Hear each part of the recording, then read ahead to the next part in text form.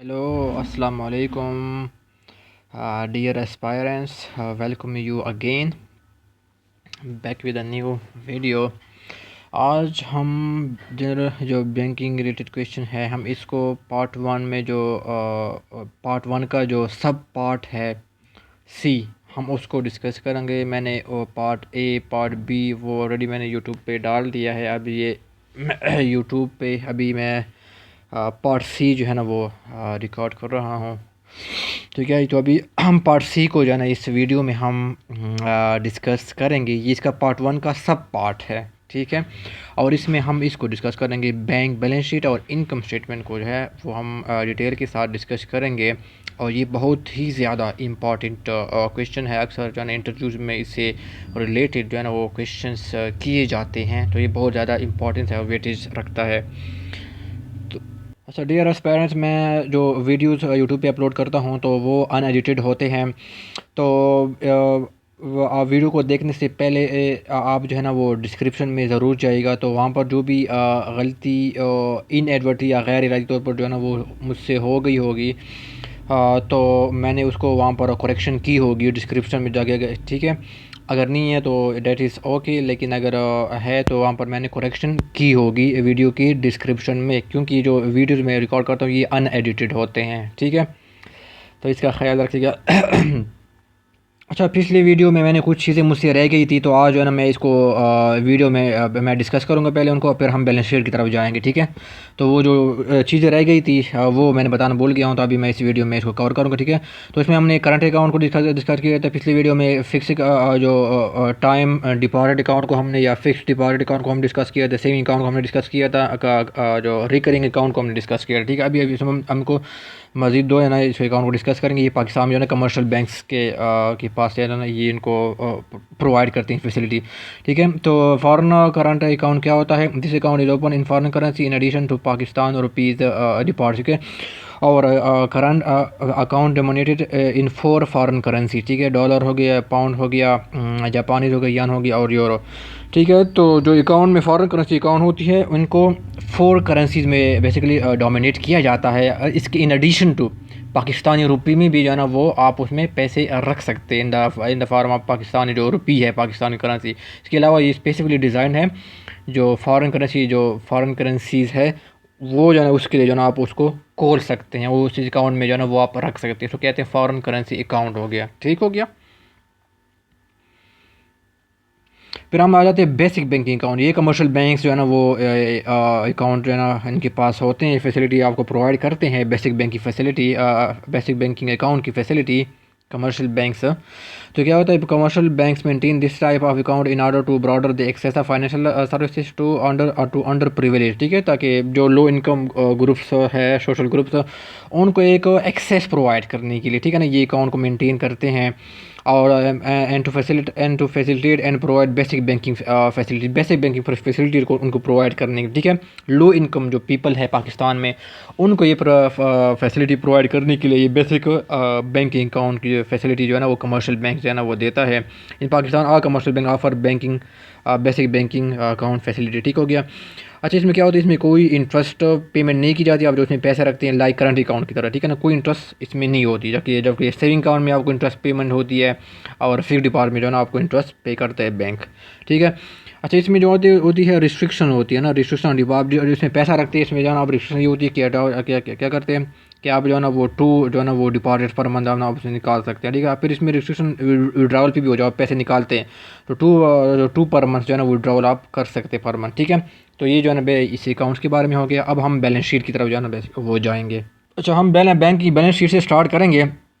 Basically जो balance sheet होता है ये क्या चीज़ होती है? ये बैलेंस शीट जो होती है, अगर मैं जनरल बात करूँ तो बैलेंस शीट जो होती है वो आपकी जो है ना फाइनेंशियल पोजीशन के बारे में बताती है। फाइनेंशियल पोजीशन का मतलब ये है कि आपके पास एसेट कितने हैं, ठीक है ना, इसकी पोजीशन क्या है, आपकी लाइबिलिटीज़ की पोजीशन क्या है, ठीक है ना, और ओनर इक्विटी की पोजीशन क्या है, ठीक है। तो इनकी पोजीशन के बारे में ये बताते हैं, ठीक है ना। तो बैंक बैलेंस शीट क्या होता है?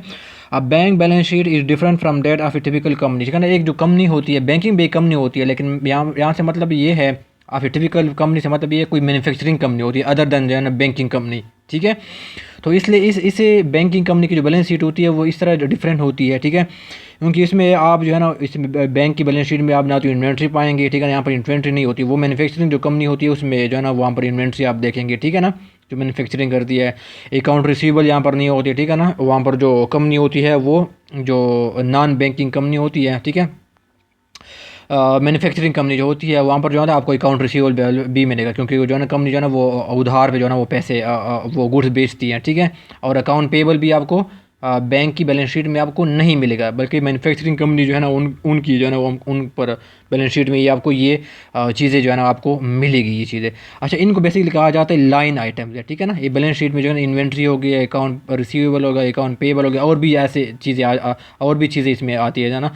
तो हर एक चीज़ को क्या कहते हैं, ये इसको कहा जाता है लाइन आइटम कहा जाता है बैलेंस शीट पे, ठीक है। ये खास टर्मिनोलॉजी इसके लिए यूज़ की जाती है, ठीक है।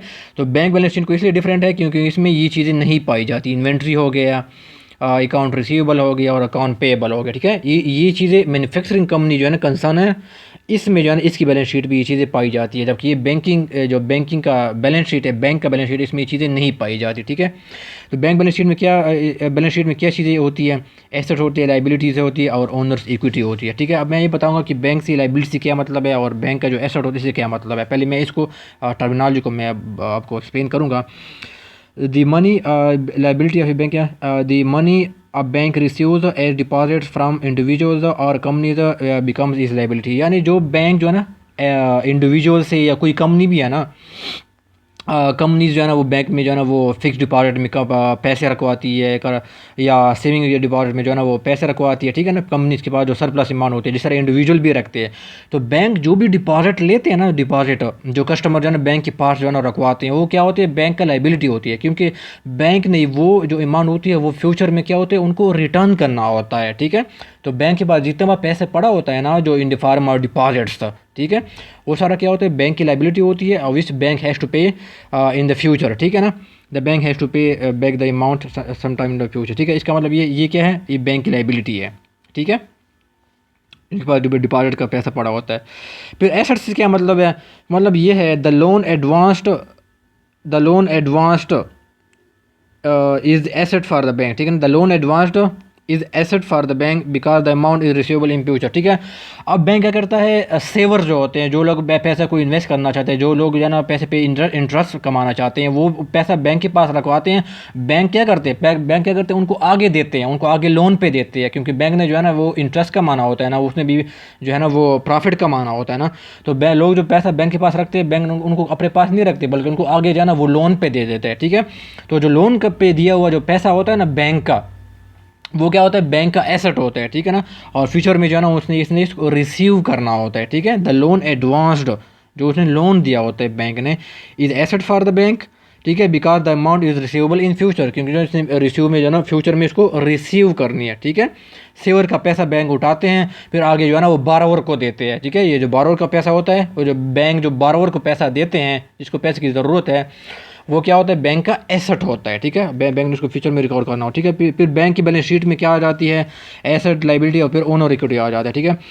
ओनर इक्विटी का the owner equity is in bank is also called bank capital, इसको बैंक कैपिटल भी कहते हैं, खास टर्मिनोलॉजी यूज़ की जाती है ना इसमें। बैंक की बैलेंस शीट में इसको क्या कहा जाता है, ओनर इक्विटी कहा जाता है बैंक कैपिटल। वो क्या होता है, which is left when all assets of the bank is sold and all liabilities have been paid, ठीक है। जो भी एसेट है वो ताकि उनको सोल्व करें, ठीक है, अगर उनको सोल्व करे और से लाइबिलिटी जो है ना वो पे ऑफ करे, जो भी पैसा रहता है वो क्या होता है, वो ओनर्स इक्विटी का होता है, ठीक है ना।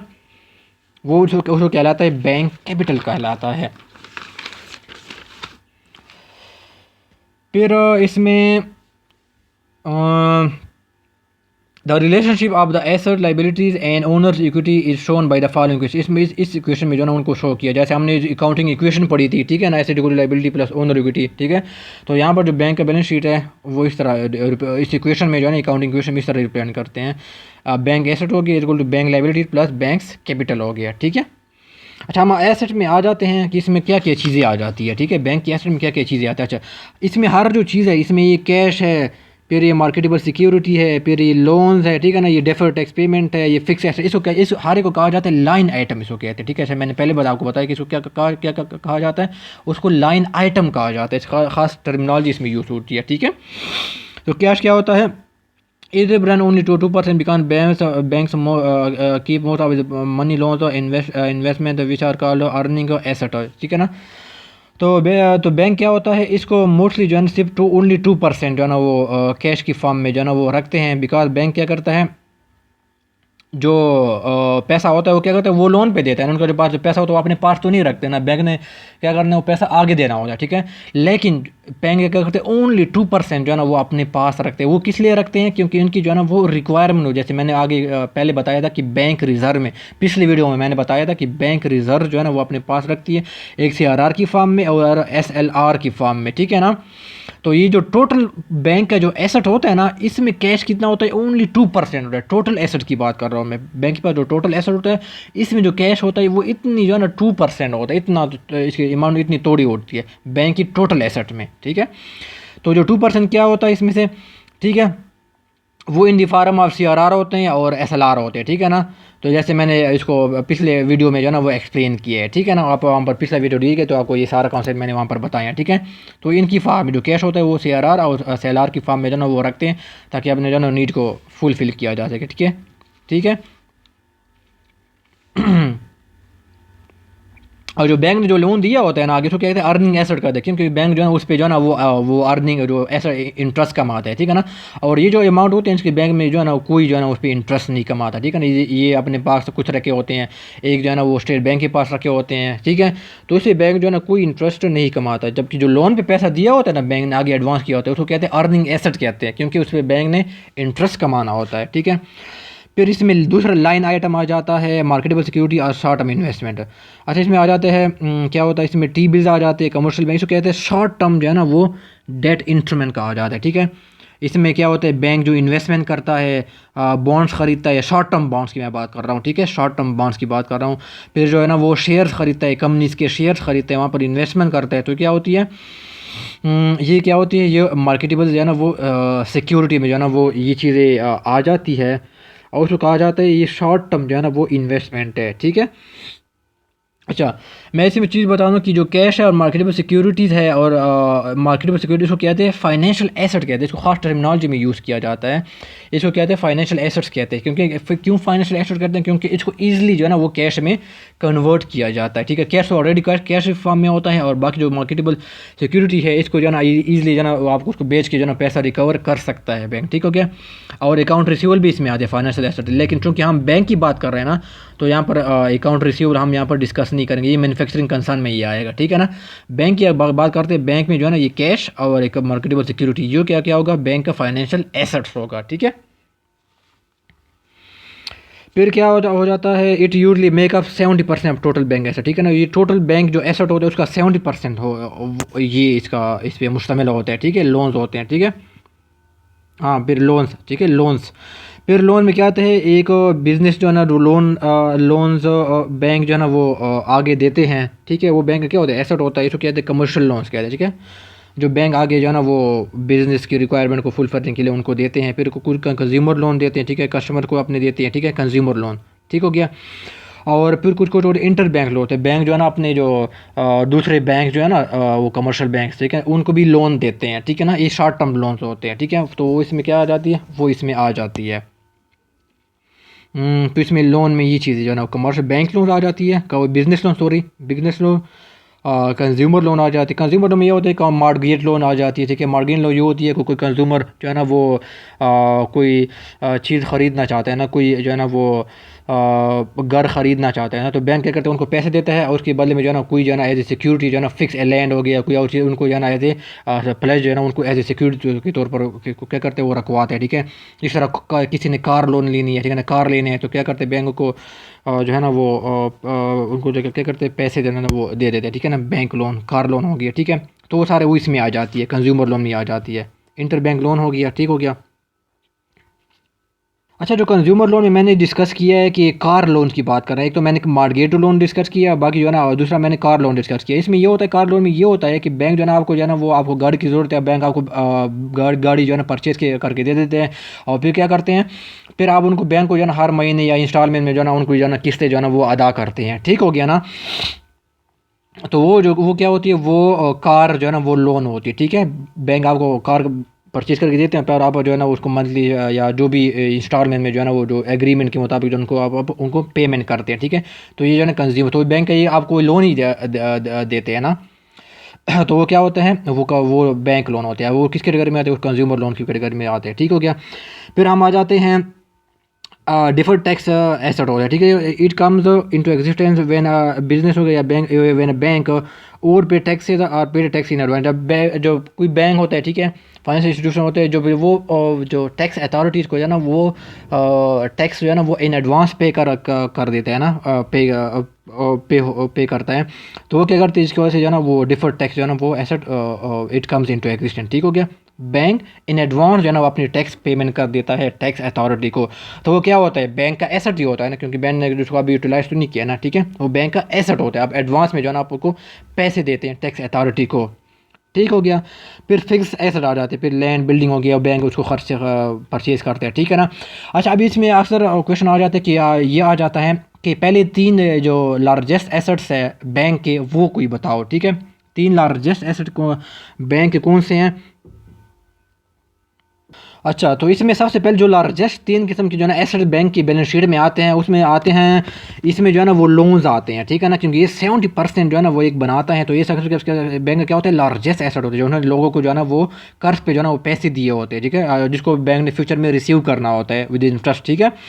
तो ये क्या होता है, लार्जेस्ट एसेट होता है, ठीक है, ठीक है। और फिर आ जाते हैं दूसरा लार्जेस्ट होता है, ये होते हैं नहीं, दूसरा लार्जेस्ट होते हैं फिक्स एसेट होते हैं, ठीक है, लैंड होगी या बिल्डिंग होगी, ये क्या होता है, बैंक का दूसरा लार्जेस्ट एसेट जो है ना बैलेंस शीट पे होता है, ठीक है। फिर आ जाती है मार्केटेबल सिक्योरिटी आ जाती है, शॉर्ट टर्म इन्वेस्टमेंट आ जाती है, ठीक है।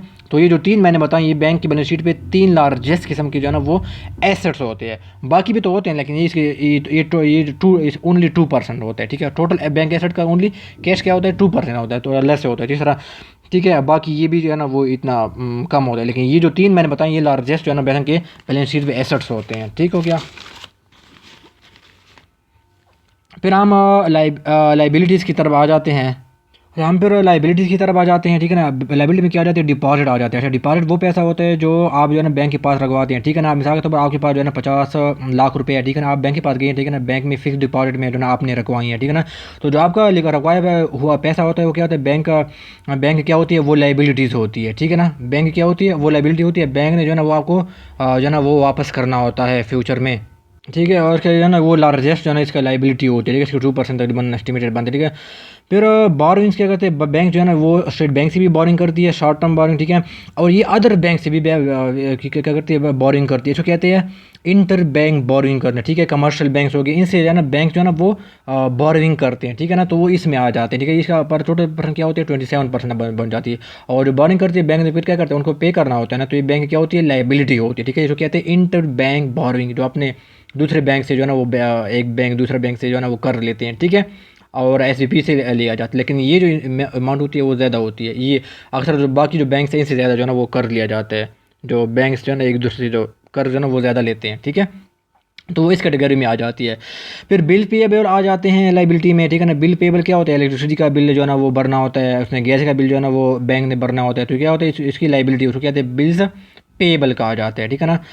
फिर डिफर्ड टैक्स लाइबिलिटीज़ कहा जाता है, हमने वो पिछले कहा था डिफर्ड टैक्स एसेट होते हैं ना, तो बैंक जो है ना वो एडवांस में पे कर रहा होता है, ठीक है, पे कर चुके होते हैं, ठीक है। और डिफर्ड टैक्स लायबिलिटी क्या होती है, the tax that is to be paid in the future, जिसको बैंक ने फ्यूचर में पे करना होता है, ठीक है।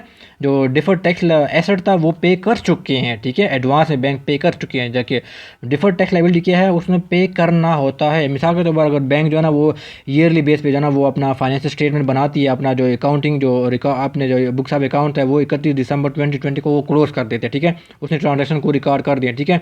अभी बैंक ने जो है ना वो देना है, टैक्स इसने भरना है, ठीक है ना। लेकिन टैक्स क्या भरेगा, बैंक ने टैक्स जो है ना अगले साल जो है ना 2021 में जुलाई में जो है ना बैंक ने जो है ना वो टैक्स भरना है, जबकि इसने जो है ना अपनी बुक्स ऑफ अकाउंट जो है ना वो उसने 31 दिसंबर 2020 को क्लोज किए, ठीक है। तो जो टैक्स इसने 20-21 में जो है ना उसने भरना है, तो अभी जो अकाउंट में इसमें इस साल जो है ना इस टाइम पे दिसंबर 21 को जो वो अपना रिकॉर्ड करेगा, तो इसमें क्या करेगा, अपने उसको क्या करेगा, उसको टैक्स लाइबिलिटी लिखेगा, ठीक है, उसको लिखा डिफर्ड टैक्स लाइबिलिटीज, ठीक है। यहाँ पर जो है ना वो 31 दिसंबर को जो वो बनाएगा, तो वहाँ पर वो क्या शो करेगा, उसको उस टैक्स को क्या शो करेगा, वहाँ पर लिखेगा डिफर्ड टैक्स लाइबिलिटी, ठीक है, क्योंकि इसने इसको जो है ना वो अगले अगले साल जो है ना वो जुलाई में जो है ना उसको पे करना होता है, ठीक है ना। तो इस साल जो वो रिकॉर्ड बनाएगा अपना, जो बुक्स ऑफ अकाउंट क्लोज करेगा, तो उसमें जो है ना इनकी एंट्री करेगा और वहाँ पर वो लिखेगा डिफर्ड टैक्स लाइबिलिटीज़, क्योंकि इसने जो है ना वो अगले साल जो है उसको पे करना होता है, बैंक की लाइबिलिटी है, ठीक है। फिर बैंक कैपिटल की आ जाती है, शेयर कैपिटल आ जाते हैं, ठीक है। इस ज़मानी bank raise by issuing both common preferred stock होते हैं, ठीक है ना। बैंक अगर पैसा जो है ना वो रेज करते हैं, ठीक है, तो वो क्या करते हैं, प्रीफर्ड और कॉमन स्टॉक भी इशू करते हैं, ठीक है। मिसाल के तौर पर जो अमेरिका में जो है ना फाइनेंशियल क्राइसिस आया था, ठीक है, बैंक में बैंक के संकट में 2008 में जो है ना वो फाइनेंशियल क्राइसिस आया था, ठीक है ना। तो वहाँ पर क्या करता, अमेरिकन जो बैंक्स थे उसने क्या कर दिए, उसके पास पैसा नहीं था, तो उसने पैसा को रेज करने के लिए जो है ना उसने जो है ना वो शेयर जो है ना वो बेसिकली वो इसने बैंक्स ने बेचे थे, ठीक है, और पैसा जो है ना बैंक ने इशू किया था यूनाइटेड स्टेट ऑफ अमेरिका, ठीक है।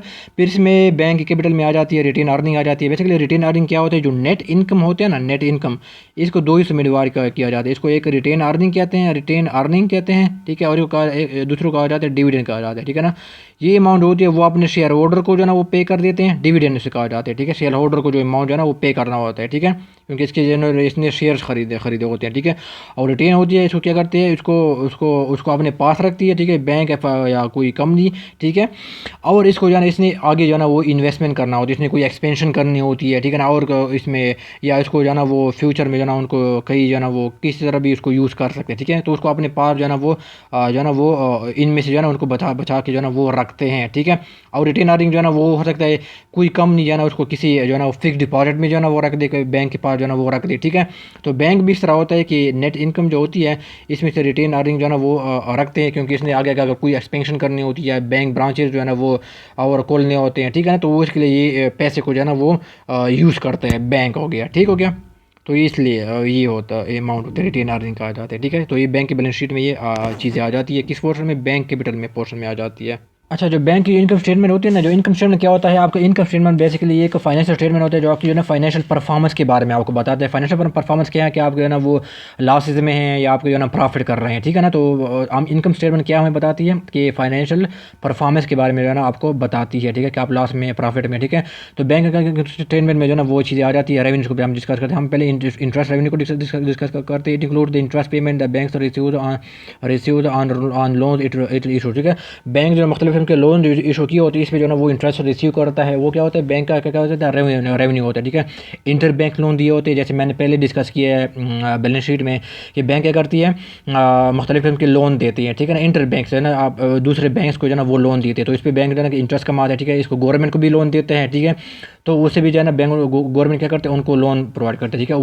वो क्या करते हैं, वो कस्टमर को जो है ना वो इसमें जो है ना उसमें बार आ जाते हैं, ठीक है, बार जो है ना उनको भी जो है ना वो लोन देता है। अच्छा, इसमें एक चीज़ को जो है ना वो समझिए, मिसाल के तौर पर एक डिपॉजिटर है, ठीक है ना, डिपॉजिटर है। अच्छा, बैंक क्या करते हैं, डिपॉजिटर को जो है ना वो पैसा रखवाते हैं, उनको क्या बैंक कहता है कि मैं आपको जो है ना 5% जो है ना वो इंटरेस्ट दूंगा, ठीक है ना। वही डिपॉजिट का पैसा जो है ना बैंक क्या करते हैं आगे बारोर को देते हैं, जिसको पैसे की ज़रूरत है, उसको कहते हैं कि मैं आपको जो है ना वो आपने मुझे जो है ना वो 7% देना है, ठीक है। बैंक बारोर को कहते हैं कि आपने मुझे क्या करना है, 7% जो है ना इंटरेस्ट पे करना है, ठीक है ना।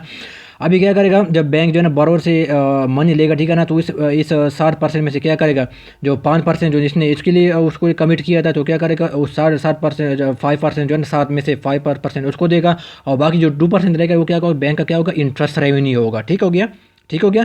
7% बैंक ने इंटरेस्ट पे इस पे बोरो से लिया, ठीक है। फिर बोरो क्या करेगा, क्योंकि डिपॉजिटर को 5% देगा, क्योंकि उसने कमिट किया था बैंक ने, ठीक है। और 2% रहेगा वो क्या करेगा, बैंक क्या होगा, इंटरेस्ट रेवेन्यू के पास अपने पास रखेगा, ठीक है। तो इसमें ये चीज़ें आ जाती है। फिर नॉन इंटरेस्ट रेवेन्यू क्या, सर्विस चार्जेस आ जाते हैं, ठीक है। लॉकर फैसिलिटीज चार्जेस आ जाती है। लॉकर फैसिलिटीज आप ये होती है कि आपको कोई बैंक के पास जो है ना कोई डॉक्यूमेंट्स वगैरह होते, कोई ज्वेलरी हो ना, वो आप रखवाते हैं, तो बैंक का क्या करते हैं, आपको चार्ज करते हैं, ठीक है। वो क्या आती है, नॉन इंटरेस्ट रेवेन्यूज़ में आ जाती है। फिर इसमें ब्रोकर फ़ी आ जाती है, ठीक है ना। Charge deduct by bank on various bank account, आप मुख्तलिफ किस्म के बैंक का ना, अगर आपको बैंक जो है ना आपका अकाउंट जो है ना वो मेंटेन रखते हैं, ठीक है, तो उस पर भी मुख्तलिफ किस्म के बैंक आप जो है ना वो चार्जेस नॉमिनल किस्म के चार्जेस होते हैं, इतने ज़्यादा नहीं होते, तो जो है ना वो डिडक्ट करते, तो क्या कहते हैं, नॉन इंटरेस्ट बेयरिंग में आ जाती है। तो फिर गिफ्ट चेक होते हैं, बेसिकली गिफ्ट चेक्स ये होते हैं कि आप जब क्रिकेट में देखा होगा कि जब मैच विनर होता है, तो क्या करते हैं, उनको जो है ना एक बड़ा किस्म का चेक दिया जाता है, उन पर अमाउंट लिखी होती है, तो क्या होता है, वो स्पेशल किस्म के चेक जो होते हैं वो बैंक बैंक जो है ना वो इशू करता है। मैन ऑफ द मैच हो गया, मैन ऑफ द सीरीज़ हो गया, आपने वो देखे होंगे ना वो टीवी पे। तो बड़े बड़े चेक्स होते हैं, ठीक है। तो क्या कहते हैं, स्पेशल चेक्स वो इशू करते हैं, इसके लिए बैंक जो है ना वो चार्जेस जो है ना वो आपको जो है ना वो पे करनी पड़ेगी बैंक को, ठीक है, एडिशनल चार्जेस, ठीक है। और सर्विस चार्ज में ये होता है, बैंक क्या करते हैं एज एजेंट के तौर पर जो है ना वो काम करते हैं, ठीक है ना। आपने जो है ना वो मिसाल के तौर पर कोई यूनिवर्सिटी है, ठीक है ना, उसके लिए जो है ना स्टूडेंट जो है ना पैसे जमा करवाने, तो स्टूडेंट क्या करते हैं, वो बैंक के पास जाते हैं, जो कि और बैंक क्या करता है on behalf of the university जो है ना वो स्टूडेंट से पैसे रिसीव करते हैं, ठीक है। तो चूँकि बैंक जो है ना एक सर्विसेज प्रोवाइड करती है यूनिवर्सिटी को, ठीक है, क्योंकि वो फ़ी कलेक्शन कर रही है, बैंक कर रहा है, ठीक है। तो बैंक क्या करते हैं यूनिवर्सिटी से जो है ना इसके ऊपर जो है ना वो चार्जेस जो है ना वो उनको जो है ना वो लेते हैं, ठीक है, क्योंकि वो एज एजेंट की तौर पर काम कर रहा होता है, ठीक है। तो इसमें जो है ना वो सर्विस चार्ज आ जाती है, इसमें और भी चार्जेस आ जाती हैं, ठीक है। तो ये मैंने आपको बता दिया। फिर एक्सपेंसेस आ जाती है, इसमें इंटरेस्ट एक्सपेंसेस ये होते हैं कि इंक्लूड इंटरेस्ट पे टू डिपॉजिट होते हैं, ठीक है। जैसे मैंने बताया कि इंटरेस्ट को जो यहाँ पर पे किया जाता है, जिससे बैंक ने पैसा जो लिया होता है ना, डिपॉजिट हो, जिसने बैंक के पास पैसा जमा करवाया होता है, क्योंकि इसने इंटरेस्ट कमाना होता है, ठीक है। तो उस पर जो इंटरेस्ट पे करते हैं, जो क्या होता है बैंक का इंटरेस्ट हो, वो इनका क्या होता है, उनका एक्सपेंस होता है, पे टू डिपॉजिट होगा, फिर क्या होता है interest paid on other loan, ठीक है ना। तो ये बैंक जो है ना, बैंक ने जो है ना किसी और से बैंक से तो लोन तो लिए होते हैं ना, तो इन पे जो वो इंटरेस्ट पे करते हैं, तो इसको क्या कहते हैं, इसको इंटर बैंक लोन कहा जाता है, ठीक है। उन पे जो इंटरेस्ट वो पे करते हैं उसको कहते हैं इंटरेस्ट एक्सपेंस कहा जाता है। फिर स्टेट बैंक से जो है ना, बैंक ने जो है ना वो लोन लिए होते हैं, ठीक है ना, उन पे जो इंटरेस्ट पे करते हैं तो कहा जाता है इंटरेस्ट एक्सपेंस कहा जाता है, ठीक है। और फिर नॉन इंटरेस्ट एक्सपेंस में आ जाता है, ये तो सारा हो गई इंटरेस्ट एक्सपेंस हो गया, क्योंकि बैंक ने जो है ना लोन दिए होते हैं, ठीक है, ठीक है, लोन लिए होते हैं, ठीक है। तो इस पे ऊपर वो इंटरेस्ट जो है ना बैंक ने भरने होते हैं, ठीक है। तो ये सारे इसमें आ गए, इंटरेस्ट एक्सपेंस आ गए। फिर नॉन इंटरेस्ट एक्सपेंस में आ गया एम्प्लॉय सैलरी हो गई, बैंक ने एम्प्लॉय की सैलरी देनी होती है, मार्केटिंग एक्सपेंसेस करने होते हैं, ठीक है, अपनी। और जो है ना रेंट एक्सपेंसेस, अगर इसने कोई बिल्डिंग जो है ना इनकेस अगर इसने कोई बिल्डिंग जो है ना वो किराए पे ख़रीदी है, ठीक है ना, या कोई और चीज़ किराए पे लिए, तो इसका जो है ना एक्सपेंसेस बैंक जो है ना वो आपको पे करते हैं। बैंक जो है ना वो बेसिकली वो जो अमाउंट है वो पे करते हैं in the form of expenses, non interest expenses, ठीक है। तो मैंने ये सारी चीज़ें जो है ना वो आपको बड़ी डिटेल के साथ जो है ना वो बताई है, और मुझे उम्मीद है कि आपको जो है ना वो सब कुछ जो है ना वो क्लियर हो चुका होगा। अच्छा, मैं यहाँ पर इसके बारे में बताऊँ कि ब्रोकर फ़ी क्या होता है। बैंक बेसिकली क्या है, ब्रोकर क्या होता है, बैंक ब्रोकर वो एक ऐसा पर्सन होता है, कोई ऑर्गेनाइजेशन भी हो सकती है, जो कि क्या करते हैं बायर और सेलर के दरमियान जो ट्रांजैक्शन है उनको फैसिलिटेट करते हैं। इसके बदले में क्या करते हैं ब्रोकर, क्या करते हैं उनको जो है ना वो फ़ी लेता है, ठीक है, वो जो डील को एग्जीक्यूट करते हैं इसके बारे में जो है ना वो फ़ी लेता है। तो बैंक भी इस तरह ब्रोकर का जो है ना वो रोल प्ले करता है, और उनके जो कस्टमर होते हैं उनको जो है ना वो बताते हैं, उनको एडवाइजेस देते हैं, उनको जो है ना वो सर्विस एक एडवाइजेस देते हैं, ठीक है ना, स्पेशलाइज सर्विस प्रोवाइड करते हैं, ठीक है, ताकि वो जो है ना वो अगर इसने इन्वेस्टमेंट करनी है तो उसके बारे में वो इन्फॉर्मेशन प्रोवाइड करते हैं, ठीक है। कोई कस्टमर ने जो है ना उसने रियल एस्टेट में जो है ना उसे इन्वेस्टमेंट करनी है, तो बैंक उनके बारे में जो है ना वो जो है ना वो अपना एक्सपर्टाइज पेश करता है, ठीक है, एक्सपर्टीज पेश करता है, ठीक है ना, उनके बारे में इन्फॉर्मेशन देता है, ठीक है ना। तो वो जो सारा जो सर्विस प्रोवाइड करता है बैंक, तो उसके बारे में बैंक जो है ना वो चार्जेस करते हैं, तो इन चार्ज को कहा जाता है ब्रोकर फ़ी कहा जाता है, ठीक है। इन्वेस्टमेंट करनी होती है तो बैंक के पास जाए, क्योंकि बैंक के पास पूरे मार्केट के बारे में जो है ना वो इन्फॉर्मेशन होती है ना, तो बैंक जो है ना उसके बदले में जो है ना वो ये सारे जो सर्विस प्रोवाइड करता है। अपने रियल से इन्वेस्टमेंट करनी है, कोई और चीज़ में जो है ना इन्वेस्टमेंट करनी होती है, तो बैंक क्या करती है इसके बदले में क्या करता है, ये सर्विस प्रोवाइड करने के बदले में क्या करता है फ़ी चार्ज करता है, इसको कहते हैं ब्रोकर फ़ी कहा जाता है, ठीक है, जो बैंक लेता है, ठीक है। अच्छा, अगर आपको मेरी वीडियो अच्छी लगी तो इसको सब्सक्राइब की, इसको शेयर कर दीजिएगा, इसको सब्सक्राइब करिएगा, इसको लाइक कीजिएगा, ठीक है। अगर आपको मेरी वीडियो अच्छी भी नहीं लगी, ठीक है, फिर भी इसको जो है ना वो सब्सक्राइब, उसको जो है ना वो शेयर कीजिएगा, उसको लाइक कीजिएगा, ठीक है ना। उसको सब्सक्राइब कर दीजिएगा, ठीक है। और बाकी जो क्वेश्चन रह गए हैं उसको मैं नेक्स्ट वीडियो में जो है ना इंशाल्लाह मैं इसको एड्रेस करूँगा, और वो इंशाल्लाह वो जल्द जो है ना वो आ जाए, ठीक है। दुआओं में याद रखना, और अल्लाह हाफ़िज़, बाय।